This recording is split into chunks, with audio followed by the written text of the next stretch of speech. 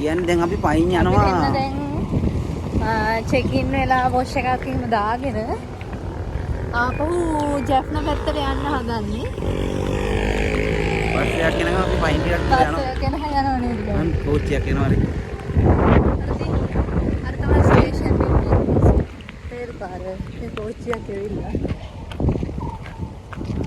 අපි දැන් ගිහිල්ලා ජැෆ්නා වලින් බයික් එකක් අරගෙන එහෙම එහෙ බලන්න තියෙන තැන් ටිකක් බලන්න හරි මේ පැත්තේ කිට් ටිකක් හරි බලනවානේ. බලමු ගිහින්.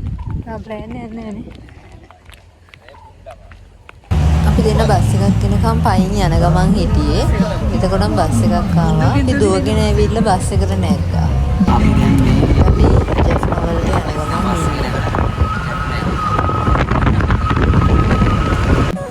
ඔන්න මේ වෙනකොට වෙලාව හවස 2ට විතර ඇති. අපි හොටෙල් එකෙන් ඇවිල්ලා අපිට ජැෆ්නා වල ඇවිදින්න බයික් එකක් නැති නිසා අපි බයික් එකක් රෙන්ට් කරන්න හිතුවා ටවුන් එකේ. අපි දැන් මේ හොටෙල් එකේ ඉඳන් ජැෆ්නා පොඩි බස් තියෙන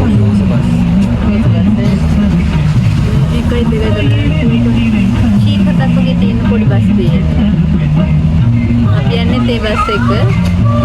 හොඳ ෂෝක් එකේ. බස් එකේ ඇවිල්ලා අපි යාපනයේ ටවුන් එකෙන් බැස්සා.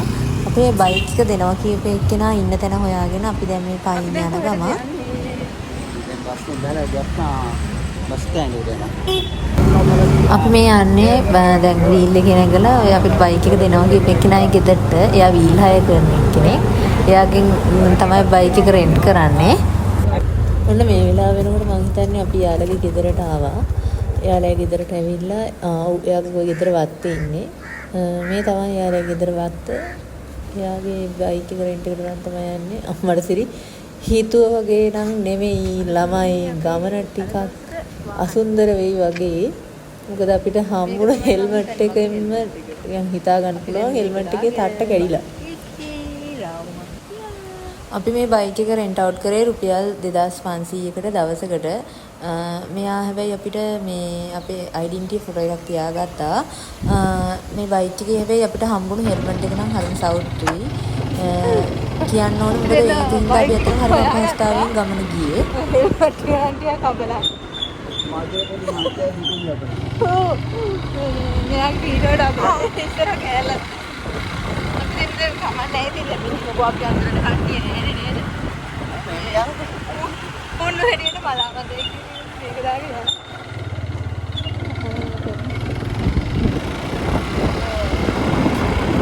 යා පිටින් අදස් මේක තමයි සංචාරය කරන්නේ.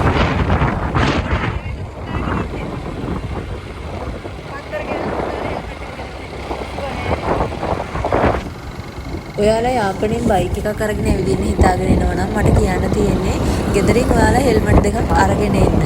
බයික් එක නම් කොහොම හරි හම්බෙනවා කියන්න පුළුවන්. හෙල්මට් අපිට ෂුවර් කරන්න බෑ. මට හම්බෙච්ච හෙල්මට් එක හරිත් නැහැ. හස්බන්ඩ් හම්බෙච්ච හෙල්මට් එක හරිත් නැහැ. අපි තීරණය කරා ආයි මේ වගේ කොහෙන් හරි බයික් එකක් රෙන්ට් කරන්න බලාගෙන යනවා. හොඳ හෙල්මට් දෙකක් ගෙදරින් අරන් යනවා කියන එක. මේ හරියට ලස්සනයි.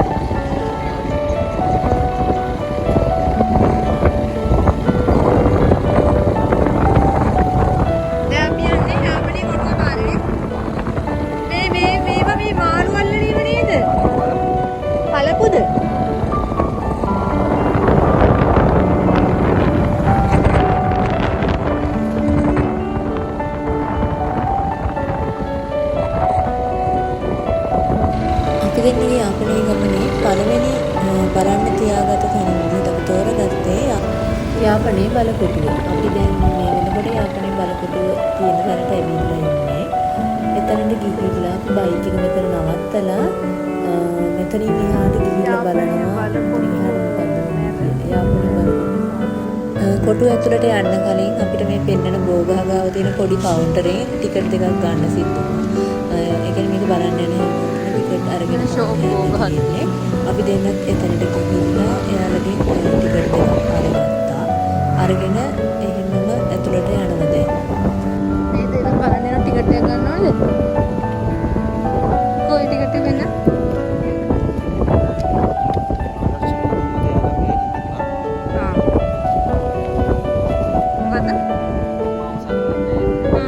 සිවිල් ලාම් සල්ලි ගන්නවා. කියන්නේ උතුරු පළාතේ උඩින්ම පිහිටලා තියෙන දිස්ත්‍රික්කය. ඇත්තටම යාපනය කියන්නේ වෙනම සංස්කෘතිකාංග වලින් වෙන ජන වර්ග වලින් ගොඩක් විශේෂ වෙච්ච පැත්තක්. ඒ වුණාට ඒ පැත්තේ තියෙන අමුතු වෙනස් සංස්කෘතියත් එක්ක බලන්න ආස හිතෙනවා. මේ යාපනයේ කොටුව ඇතුළ වෙනම අපි අර ගියාම ගාලු කොටුවට ගියා වගේ ඊට වඩා වෙනස්. හැබැයි ලස්සනයි. බලන්න යන්න ආස හිතෙනවා. මෙතනට ගියාට පස්සේ මුලින්ම අපිට බලන්න ඒ කියන්නේ කොටුව ඇතුලේ විස්තරයක් තියෙනවා. අර නිකන් පුරාවිද්‍යා කෞතුකාගාරයක් වගේ. අපි එතනට ගිහිල්ලා විස්තර ටිකක් බලාගෙන දැන් මේ ඉස්සරහට යනවා. කොටුව ඇතුලේ හැමතැනක්ම ඒ විදිහ තමයි එකම විදිහටම වගේ තිබුණා. අපි ඒ බලලා එතනින් ඊළඟට ආවා නල්ලූර් කෝවිල බලන්න. මෙතනට ඇවිල්ලා බලනකොට හරිම ලස්සන කෝවිලක්. මේක බැලුවා අපිට හැබැයි ඇතුළට යන්න ඕනේ නැහැ. මොකද මේ ෂර්ට් පිරිමියන්න ෂර්ට් ගලවන්න ඕනේ කියලා කිව්වා. ඒත් එක්කම මේ අර ෂෝට් එකක් නෙමෙයි ඇඳගෙන ගියේ. ඒ හින්දා අර වේටියක් වගේ එකක් ඇඳ ගන්න ඕනේ කියලා කිව්වා. අපිට හිතුණා ඉතින් ඇතුළට යන්න ඕනේ. අපි එළියෙන් බලලා එනවා කියලා. අපි ඒක බලලා එහෙම ඒ ළඟම තමයි රියෝ අයිස්ක්‍රීම් එක තියෙන්නේ. ඒක කියනවනේ යාපනයේ ගියොත් රියෝ අයිස්ක්‍රීම් කෑවෙන තුනත් වැඩක් නැහැ කියලා. ඒ නිසා අපි දෙන්න රියෝ අයිස්ක්‍රීම් එකට ගිහිල්ලා අයිස්ක්‍රීම් දෙකකුත් අරගෙන ඒකත් එතන ඉඳන් කාලා ඊළඟට අපි නැවතිලා හිටිය හොටෙල් එක පැත්තේ බලන්න තියෙන තැන් බලන්න යන්න පිටත් වුණා. හැබැයි මේ වෙනකොට වෙලාව හවස 4:00ත් පහු වෙලා මම හිතන්නේ අපි අර ජාපනයේ අර වහලා තිබුණු පාරෙන් තමයි හොටෙල් එකට යන්න කියලා පිටත් උනේ. අර පලාලි වාසවිලාට පාර. ඒ පාරේ එතකොට හවස 5 වෙනකොට වහනවා කියලා තිබුණා. අපිට එතනට යනකොට ඒ ටයිම් එකට ය아가න්න බැරි වුණා. අපි ඒ හින්දා ආපහු වෙන තියෙන අතුරු පාරකින් මේ KKS වලට යන ගමන් ඉන්නේ. මේ ගිහිලිවල මං හිතන්නේ අද නම් අපිට ආයි වෙන තැන් ටිකක් බලන්න බැරි වෙයි. අපි මෙහෙම්මම හොටෙල් එකට යනවා. good morning guys. ඉතින් අපිට ඊයේ රෑ උනා ඇතුළට එනකොට අපි දෙන්නට ආපහු කොහෙටවත් යන්න බැරි වුණා. අපි දෙන්න එහෙම චෙක් ඉන් වෙලා ඩිනර් එකත් අරගෙන අපේ රෑ නිදාගෙන දැන් මේ උදේම අපි ආවා පූල් එකට. පූල් එක උදේ 8ට තමයි ඕපන් කරනවා කියලා තියෙන්නේ. අපි එතකන් බීච් එක ළඟට වෙලා ඉන්නවා. ඊට පස්සේ අපි පූල් එකට බහැලා ටිකක් නාගෙන එහෙම බ්‍රෙක්ෆාස්ට් එකත් අරගෙන අද අපේ චෙක් අවුට් වෙන දවස හොටෙල් එකෙන් චෙක් අවුට් වෙලා ඉතුරු තැන් ටික බලන්න යන්. එයාසේ මේ ෂූට් දෙක අන්න අතන ෂූට් එකක් නේ. වෙඩින් ෂූට් දෙකක් වගේ යනවා. මේක රැට ලයිට් දැම්මම තියෙන අමුතු ලස්සනක්. උදේට තව ලස්සනක්.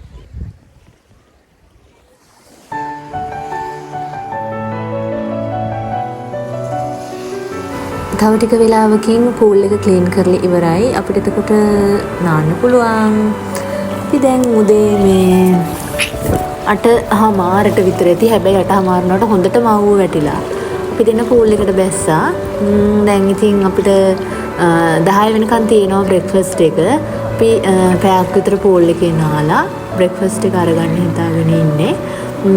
බුෆේ දාලා තමයි තියෙනවා කියලා කිව්වේ.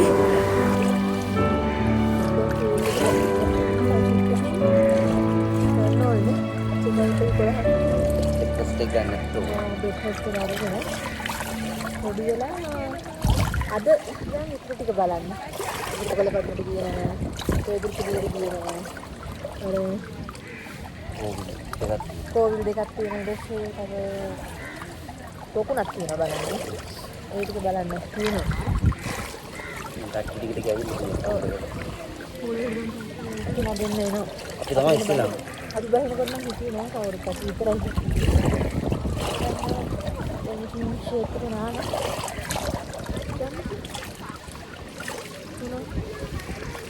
දඹකොළ කටුමෙන් හරි ඔන්න ඉතින් අපි හොටෙල් එකෙන් චෙක් අවුට් වුණා ළමයි. අපේ බ්‍රෙක්ෆාස්ට් එකත් අපි අරගත්තා. කෑම හොඳට තිබුණා, රසට තිබුණා. අපි දැන් හොටෙල් එකෙන් චෙක් අවුට් වෙලා මේ යන්නේ කොහෙටද? කිස් කරන් බලන්න. මේ තමයි ලංකාවේ උතුරු කෙළවර කන්කසන්තුරේ දුම්රිය ස්ථානයේ අවසානයේ. මේ පාරෙන් අපි දිගටම ගිහිල්ලා යනවා පේදුරු තුඩුව බලන්න. එහෙනම් පේදුරු තුඩුවෙන් හම්බෙමු. ඔන්න මෙන්න මෙතන තමයි කන්කසන්තුරේ දුම්රිය ස්ථානයේ හරියටම ඉවර වෙන්නේ. මං කියන්නේ මෙතනින් එහාට මම හිතන්නේ රේල් පාර නෑ. මේ තමයි ලංකාවේ උතුරු කෙළවරේ අවසානම රේල් පාර.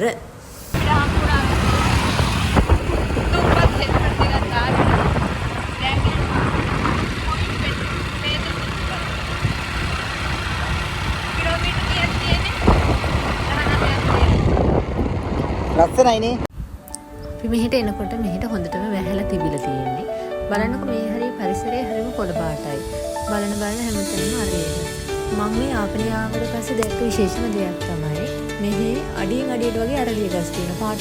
සුදු අරලිය, කහ අරලිය, රතු අරලිය හැම පාටකම අරලිය තියෙනවා. අපි දැන් මේ පේදරතුඩුව පැත්තට යනකොට අපිට ඉස්සරහින් අර වෙඩි පිටියක් එහෙම හම්බුණා. මම ඒකත් බලාගත්ත යනකොට මේ හරිය යනකොට පරිසරයේ කොළ පාට තිබ්බට තව ඉස්සරහට යනකොට නම් එච්චර ලස්සනට තිබ්බේ නෑ නමයි. හැබැයි ආපනේ මේ පැත්තට ගියාම මේක අපි වෙනම ඉන්දියාව පැත්තට ගියා වගේ අමුතු විදිහට ගෙවල් හදලා තියෙන්නේ. මෙන්න මේ පේනව නේද මේ තහඩු වලින් වට කරලා. මෙන්න මේ හරිය තමයි අර මං කිව්වේ රේන්ජ් එකක් කියලා වෙඩි පිටියක්. වෙඩි පිටියක් තිබ්බා අපි බැලුවයි කියලා ඉවර වෙලා. ඒක තමයි මේ වෙඩි පිටිය. මේ හරිය තමයි මං හිතන්නේ වෙපන් ට්‍රේනින් වෙන කෝස් වල කට්ටිය වෙඩි තියන්න මේව කරන්නේ ෆයර් රේන්ජ් වලට එනවා කියලා මෙන්න මේ හරියට. අපි දැන් යන්නේ මේ ලංකාවේ උතුරු කෙළවරටනේ. අර පොල් ගස් තියෙනව නේද? පොල් ගස් වලට එහායින් තියෙන බීච් එක. බීච් එකේ එහා පැත්තෙන් තියෙනවා අපි මෙහා පැත්තෙන් පාරයි. ලංකා සිටියේම හරියටම ගත්තොත් ලංකා සිටියේ අර උඩම කොටසේ තමයි අපි දැන් මේ බයික් කියන්නේ. හිතා ගන්නවත් බෑ ලංකාවේ මෙන්න මෙච්චරක් විතර පොඩියට පේන්නේ මේ කෑල්ල යනකොට භූමිය අතින් ගත්තම භූමි අපසරේ ලොකුට තියෙනවා. ලංකාවේ පොඩියට තියෙන කෑල්ල තමයි අපි දැන් මේ යන්නේ. මේ ඒ යන හැමතැනම වගේ මේ හරියට තියෙන්නේ මේ මොකක් හරි මොඩලින් කේතනයක් හරි මොකක් හරි මේ ඒ පැත්ත ඒ හරිය ලස්සනයි. මං කියවනේ යාපනයට යනකොට තවත් එක විශේෂ දෙයක් දැක්කා. ඔය මේ අරලිය ගස් වලට අමතරව යාපනයේ හැමතැනම වගේ පල්ලි හදලා තියෙනවා. මේ හරිය නම් මේ තියෙන්නේ මේ කතෝලික පල්ලියක්. ක්‍රිස්තියානි පල්ලියක්. ඒක හරිය ලස්සනට හදලා තියෙනවා. එයාලා මේ ඔය අඩියෙන් අඩියට වගේ හැමතැනම තියෙනවා කෝවිලක් හදලා. අපේ අර පන්සල් වගේ යාලගේ පල්ලි හදලා තියෙනවා. ඒවා හරිය ලස්සනට මේ පාට කරලා එම් කරලා තියෙනවා. අන්න එළු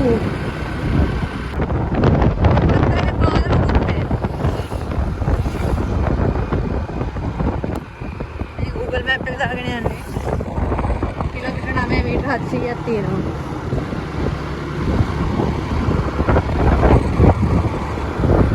ඒ පැත්තේදී ඉච්චර ජනගීත නැහැ. මිනිස්සු අඩුයි. ගෙවල් අඩුයි. මෙන්න අර අපි දැක්ක පාලම ස්තුතියි නැවත එන්න.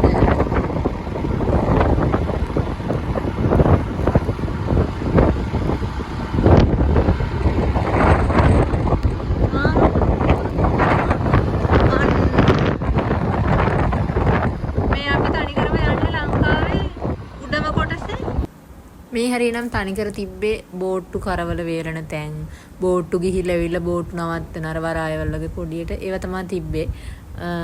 ලස්සනක් ලොකුවට එහෙම බලන්න නැහැ. තව පොඩ්ඩ දුරයි මෙතන ඉඳන් මං හිතන්නේ පේදුරු තුඩුවට තිබුණේ. හරියටම හරි. මෙන්න මෙතන තමයි අපි අර ගිහිල්ලා ෆොටෝ ගහන්න කරන්න පේදුරු තුඩුව කියලා කියන ලංකාවේ උතුරු කෙළවර. ඔන්න හරිම වෙහෙසකර ගමනක් ඉවර කරලා ඉවර වෙලා අපි ආවා ලංකාවේ උතුරු කෙළවර පේදුරු තුඩුව බලන්න. බලන්න මේ බලන්න හරි මිනිස්සු මේව කළා හරි කොමරේ හරි ඉච්චර පිරිසිදුවකට නම් තිබුණේ නැහැ. මෙතන තමයි ඉතින් ලංකාවේ උතුරු කෙළවර පේදුරු තුඩුව. මෙතන තියෙන්නේ ග්‍රවුන්ඩ් එකක් නේ.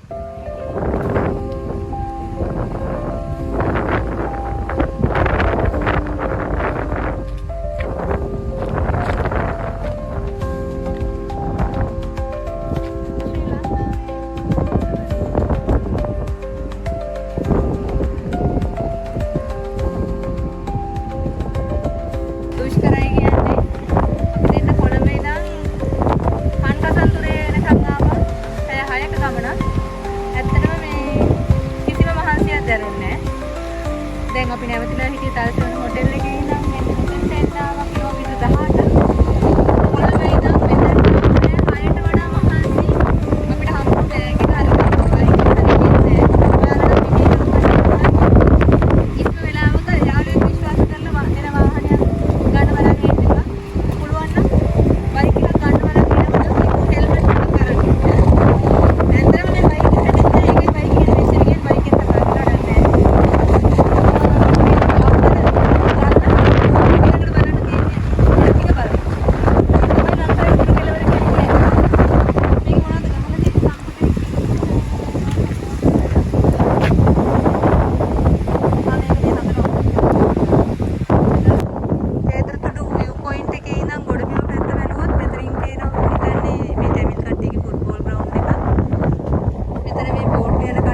බෝට්ටු තියෙනවා. අර පේන පාරේ තමයි අපි ආවේ. මේ හරිය වතුර නෑ කොරල් පර වේරිච්ච ඒවා විතරයි තියෙන්නේ. අවසර වතුර එනවනේ. මේ පාරේ බස් වල එන්න තියෙනවනම් හොඳයි නේද? එන කෙනෙක්ට එනවනම් මේ බස් එකේ එන්න කියන්න නේද?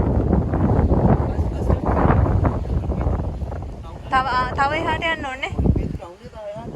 පාර පැත්තේනේ.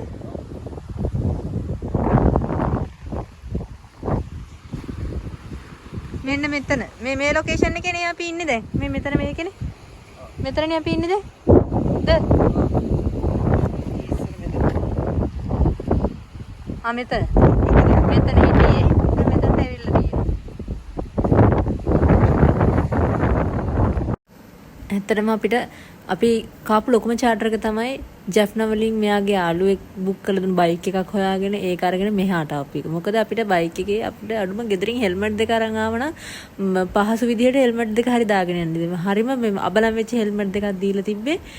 ඊට මහපන් අපි ආපු පාර බයික් එකේ ආවනම් මේ අරහේ කොළඹින්දන් කන්කසන්තුරේට ආවට වඩා මහන්සි බයික් එකේ එතන ඉඳන් මෙතනට ඇවිල්ලා මේ ඔයාලා එනවනම් බයික් එකේ එන්න තැනනම් බයික් එකේ මෙයාපනේට ආවත් කමක් නැහැ. මෙහෙන් බයික් අරගෙන මෙහෙන් හෙල්මට් අරගෙන යන්න ලෑස්ති වෙන්න එපා. අපි ඇත්තටම මේ මාර චාටර් එකක් කෑවේ යාපනයෙන් බයික් එක අරගෙන මෙහි ඇවිදින්න හිටපු එක. අපි අර ඒක ඉතින් වැඩි හිතුවේ නැහැ. අපි ඒක ජොලියට අරගෙන මේව කරා. මොකද නැත්තම් ඕක හිටියොත් අපිට වැඩක්. අපි ආපු ගමනින් වැඩක් නැති වෙනවා. ඇවිල්ලා ඒ තරම් සනීපයි. ඒ හින්දා අපි දෙන්න මේ විනාඩි 5-10ක් මෙන්න මේ ගහ යට ඉඳලා එන්න තීරණය කරා. වතුර ටිකක් එහෙම බීලා. ඉතින් සනීපයක් දැනෙන්නේ මේ බයික් එකේ ගමන.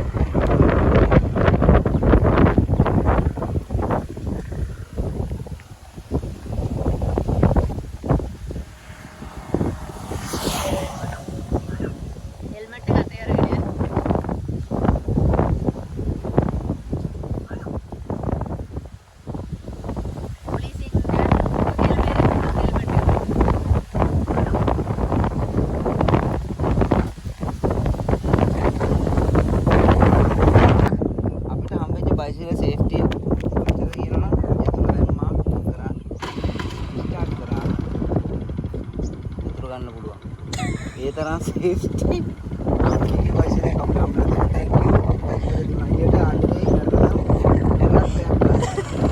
යතුරු යන්නත් පුළුවන් ඇතිනේ අපි යනවා අම්මට ත්‍රිකෝණේ යතුරු දාන්න දෙන්න යතුරු නේ මෙන්න යතුරත් අපි යනවා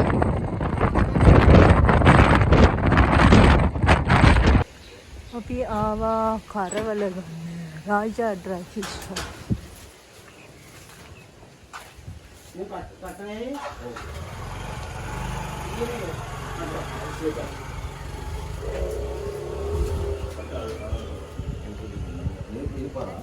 මේ කීයද මේ කට්ට කරවල මේ කට්ට කරවල මේ කීයද 650 මේ පාර ගාම 650 මේවා මේ කට්ට කෝරිය දෙනවා ලොකුරිය කීයද කට්ට කෝරිය කීයද ලොකු කෝරිය 2000 කිලෝ එකයි පොඩි කෝරිය 1500යි 1500 කිලෝ කිලෝ එකක් තමයි ඔව් මේ කෝරිය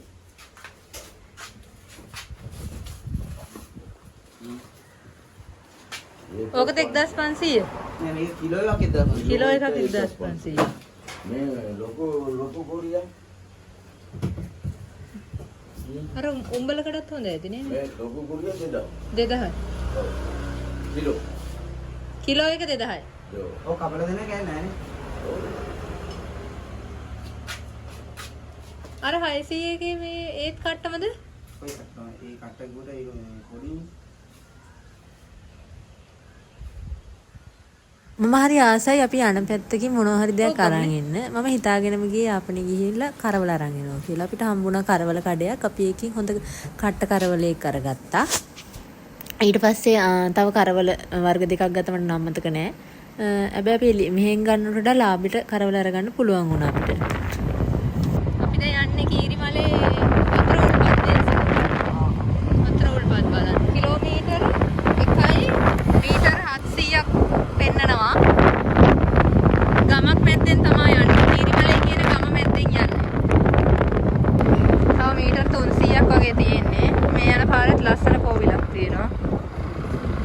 මං හිතන්නේ මේ කෝවිල තමයි අර පෙන්නන අනිත් කෝවිල කීරිමලේ.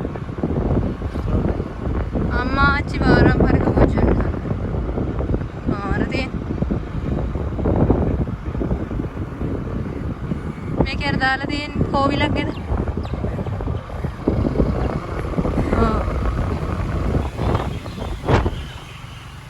අපි ශ්‍රාම ශාලාවක් මම හිතන්නේ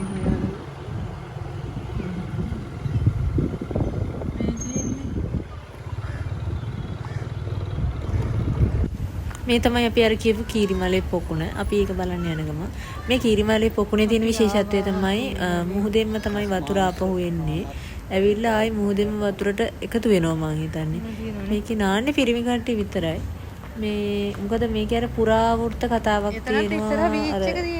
වඳුරු මූණක් ඇවිල්ලා ඒක රජ කෙනෙක්ට ඊට පස්සේ මේ කීරිමලේ පොකුණෙන් නාලා ගියාට පස්සේ ඒක හරි ගියා කියලා ඉවර වෙලා ඒ හින්දා තමයි මේ පොකුණ ප්‍රසිද්ධ. මේ හරියම අපිට තියෙන කෝවිල හදලා තියෙන්නේ තන්නේ හාස්කම නිසා කියලා කියනවා. නේ? ඉරිදු ජාලේ නානස් කොහොමද? අම්මසේ. විතරම වීඩියෝ කරලා දෙන්න නැතුව. बाकी नानी शैम्पू सबम भाविते तहනම් පාවහන් වෙන්නේ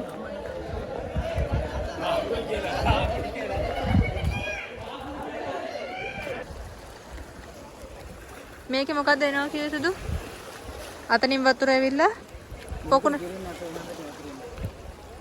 එහා පැත්තේ මුහුදු වතුර පොකුණට පිරිලා ආපහු යනවා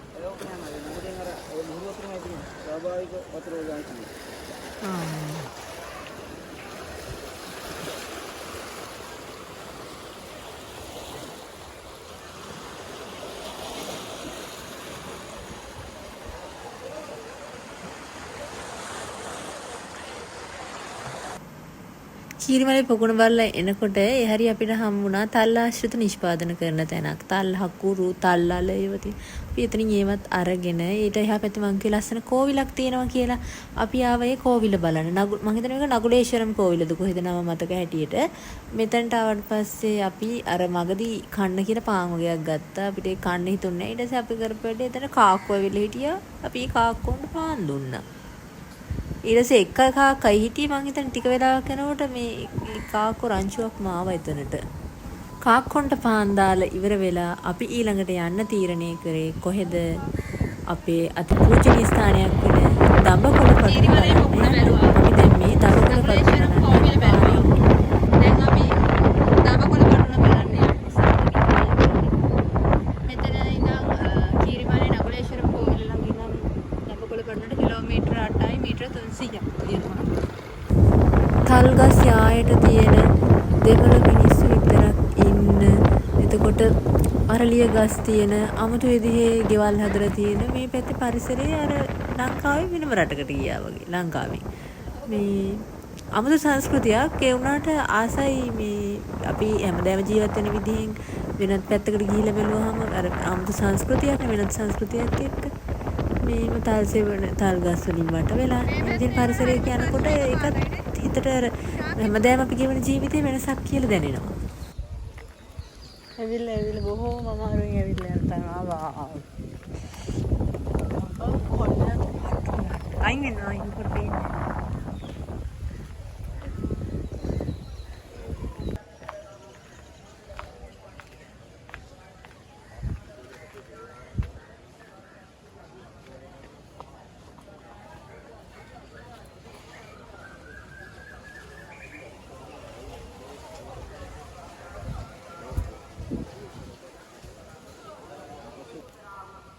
මේකේ බෝඩ් එකේ දාලා තියෙන විදිහට මේක තමයි ජයශ්‍රීමා බෝධි අංකුර දෙකක් රෝපණය කරලා තියෙනවා කියනවා.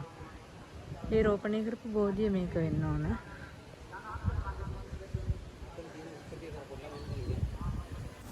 මේ වෙනකොට හවස 4 පහු වෙලා අපි හරිම තෙහෙට්ටුවෙන් හිටියේ. දවස් දෙකක අපේ ගමනේ අවසානයේ අද රෑ තියෙන නයිට් මේල් එකේ තමයි අපි ආපහු ගෙදර යන්න බලාගෙන ඉන්නේ. අපි බයික් එක බාර දෙන්නත් ඕනේ. දඹකොළ පටුනෙන් පස්සේ අපි කොහෙටවත් යන්න හිතාගෙන නැහැ. කෙලින්ම යාපනයේ ස්ටේෂන් එකට යන්න තමයි හිතාගෙන ඉන්නේ. මොකද අපි දෙන්නටම මහන්සි. අද දවසම අපි මේ බයික් එකෙන් තමයි එහා මෙහා ඇවිල්ලේ. ඔයා මට කතාව මහන්සි. දඹකොළ පටුන බැලුවා. එතනින් තල්කුරුම්ගත් දීවා. රතු ලුණු කිලෝ එක 300යි. මේ අනිත් හොඳ ඒවා නේද? ඔව් මේ මෙහෙ හදන ඒවානේ. දැන් අපි ජැෆ්නා වලට යනවා. ජැෆ්නා වලට ගිහිල්ලා බයික් එක බාර දීලා ජැෆ්නා මේක පුස්තකාලේ බලන්න යනවා. එතනට ගිහිල්ලා බයික් එක බාර දීලා පුස්තකාලේ බලනවා. නැත්නම් පුස්තකාලේ බලලා බයික් එක බාර දෙනවා. හරි වටින බයික් එකක් අපිට හම්බුනේ. කොහමද අපේ කෝච්චි ඉතින් අපි අද එදා ආපු කෝච්චිය බුක් කරන්න හැදුවා. අපිට අද ඒකේ සීට් තිබ්බේ නෑ. ඒ හින්දා අපි නයිට් මේල් එක තමයි බුක් කරේ. නයිට් මේල් එකේ ෆස්ට් ක්ලාස්. රෑ 8ට තමයි ඒක කන්ටසන්තුරින් පිටත් වෙන්නේ. ජැෆ්නා වලට 8:00 වෙනවනේ. 8:00 වෙනවා. මේ දැන් දාගෙන හෙල්මට් මට හරි දුකයි දැක්කා.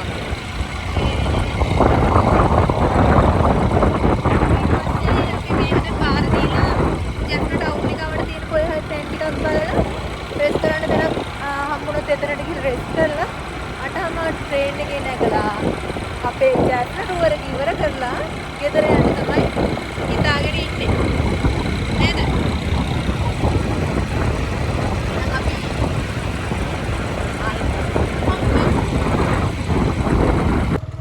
හරි.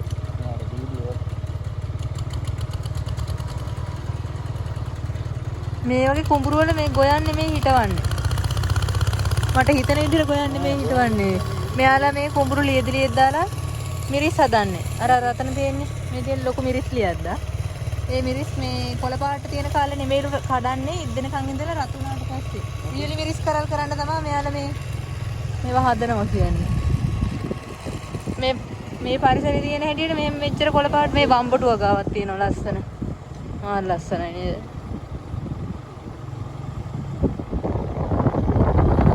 ඇත්තටම මේ අපිට සෙට් වෙච්ච බයික් එකේ හරිය නැති වුණා මිසක් මේ ජැෆ්නා ඇවිදින්න හොඳම වාහනයක් තමයි බයික් එක. මොකද ඕන තැනක යන්න පුළුවන්, ඕන පාරක යන්න පුළුවන්. අපිට නවත්තලා බලන්න හිතුනොත් බලන්න පුළුවන්. මේ පොඩි පැලක් එහෙම අතර තියෙනවා. එතන වගාලින්දක් තියෙනවා. ඔව්. අර අංකල්ලා මිරිස් කඩනවා නේද? ඒ හැමතැනම වගාලින් තියෙනවා. ඔන්න අපි බයික් එක බාර දීලා අපේ ට්‍රේන් එකට යන්න තමයි මෙතනට වෙලා ඉන්නේ. අපි ඊට පස්සේ ස්ටේෂන් එකට ගියා 8ට කලින්. ගිහිල්ලා පැය දෙකක් එතනට වෙලා ඉඳලා අපි ට්‍රේන් එකේ නැගලා අපේ ගමන ඉවර කරා. අපේ යාපනයේ සංචාරය මෙතනින් ඉවරයි. අපි ඊළඟ ටුවර් එකෙන් හම්බෙන බලාපොරොත්තුෙන් ඔයාලගෙන් සමුගන්නවා. එතකන් ගිහිල්ලා එන්නම්. බයි බයි. අපේ YouTube channel එක subscribe කරන්න අමතක කරන්න එපා.